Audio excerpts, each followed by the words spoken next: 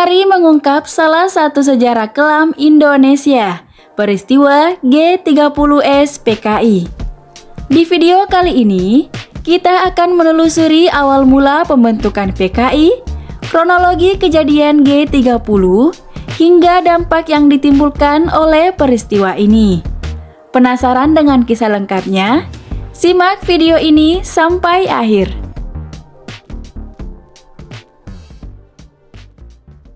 Untuk memahami sepenuhnya peristiwa G30S PKI, kita perlu melihat latar belakang pembentukan PKI. Pada awal abad ke-20, Indonesia masih di bawah kekuasaan kolonial Belanda. Ketidakpuasan terhadap pemerintahan kolonial dan kesenjangan sosial semakin memunculkan gerakan-gerakan politik. Pada saat yang sama, gerakan sosialis dan komunis mulai merambah ke Indonesia. Ideologi-ideologi ini membawa gagasan tentang kesetaraan sosial, keadilan, dan pembebasan dari penindasan.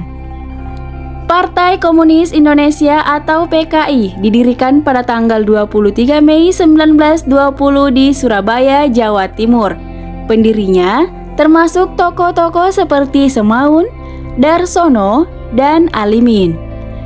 PKI awalnya merupakan bagian dari Gerakan Sarekat Islam atau SI, tetapi kemudian memisahkan diri untuk menekankan agenda sosialisnya yang lebih kuat.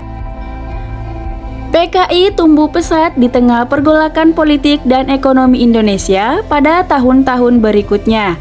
Partai ini menjadi kekuatan politik yang signifikan, terutama di kalangan buruh, petani, dan kalangan intelektual kota.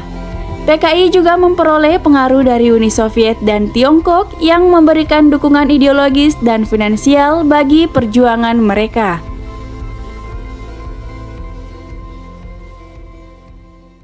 Untuk memahami peristiwa G30S PKI, kita perlu melihat konteks politiknya. Pada tahun 1965, Indonesia tengah dilanda ketegangan politik yang tinggi. Pemerintahan Soekarno sedang berjuang untuk menjaga stabilitas negara yang semakin goyah. Di sisi lain, Partai Komunis Indonesia atau PKI tumbuh menjadi kekuatan politik yang signifikan. Dukungan masif untuk PKI menimbulkan kekhawatiran di kalangan militer dan elemen konservatif lainnya. Persaingan antara ideologi komunis dan anti-komunis semakin memanas. PKI memperjuangkan agenda sosialisnya, sementara kelompok anti-komunis menegaskan komitmen mereka terhadap ideologi nasionalis dan agama. Ketegangan ini menciptakan suasana politik yang membara, siap meledak menjadi konflik terbuka. Pada tanggal 30 September 1965, peristiwa yang mengguncang Indonesia terjadi. Sejumlah perwira tinggi militer diculik dan dibunuh oleh kelompok anggota militer yang tidak puas dengan kebijakan pemerintah. Peristiwa ini dikenal sebagai G30S.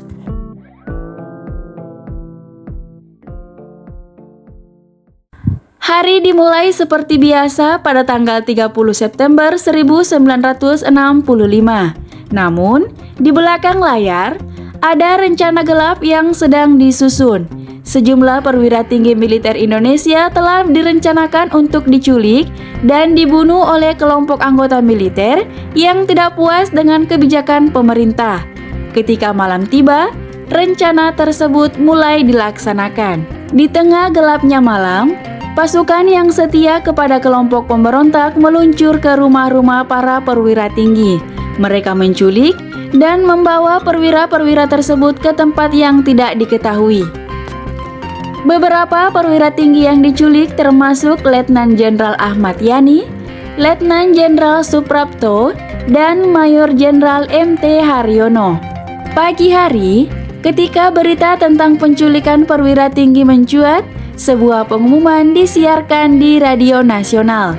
Seorang anggota militer yang tidak dikenal menyatakan bahwa ini adalah pemberontakan dari gerakan bersenjata rahasia yang menargetkan para penjilat Amerika di dalam angkatan bersenjata. Seiring berjalannya waktu, identitas orang di balik pengumuman itu pun terkuak. Kolonel Untung yang dipimpin oleh Mayor Latif. Peristiwa ini menggelitik pertempuran sengit antara pasukan pemberontak dan loyal pada pemerintah.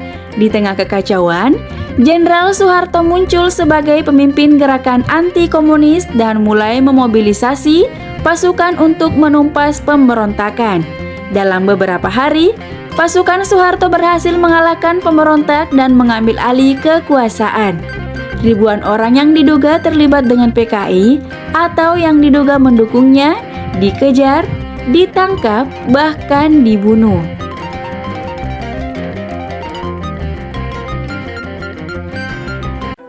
Konsekuensi langsung dari peristiwa G30S PKI sangatlah berat. Setelah G30S terjadi, ribuan orang yang diduga terlibat dengan PKI atau yang diduga mendukungnya dikejar, ditangkap, bahkan dibunuh. Ini merupakan salah satu tindakan pembantaian massal terbesar dalam sejarah Indonesia. Trauma dari kekerasan ini masih dirasakan oleh banyak orang, terutama oleh keluarga korban dan generasi yang hidup pada masa itu. Peristiwa G30S PKI juga membawa perubahan struktural dalam politik dan kekuasaan di Indonesia. Kekuasaan beralih dari Presiden Soekarno ke Jenderal Soeharto, yang kemudian memerintah negara dengan tangan besi selama lebih dari 3 dekade. Struktur politik dan kekuasaan berubah secara drastis dengan pemerintahan otoriter yang memegang kendali penuh atas negara.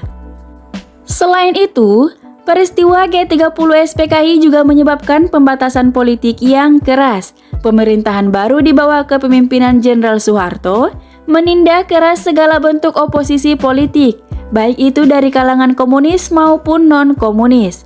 Masyarakat hidup dalam kalimat ketakutan dan paranoia dengan pengawasan yang ketat dari aparat keamanan. Dari tragedi ini, kita juga bisa belajar banyak. Peristiwa G30S PKI mengingatkan kita akan bahaya fanatisme politik, ketidakstabilan, dan penggunaan kekerasan untuk mencapai tujuan politik. Terima kasih telah menemani kami dalam perjalanan ini. Silahkan tulis pendapatmu di kolom komentar mengenai video ini.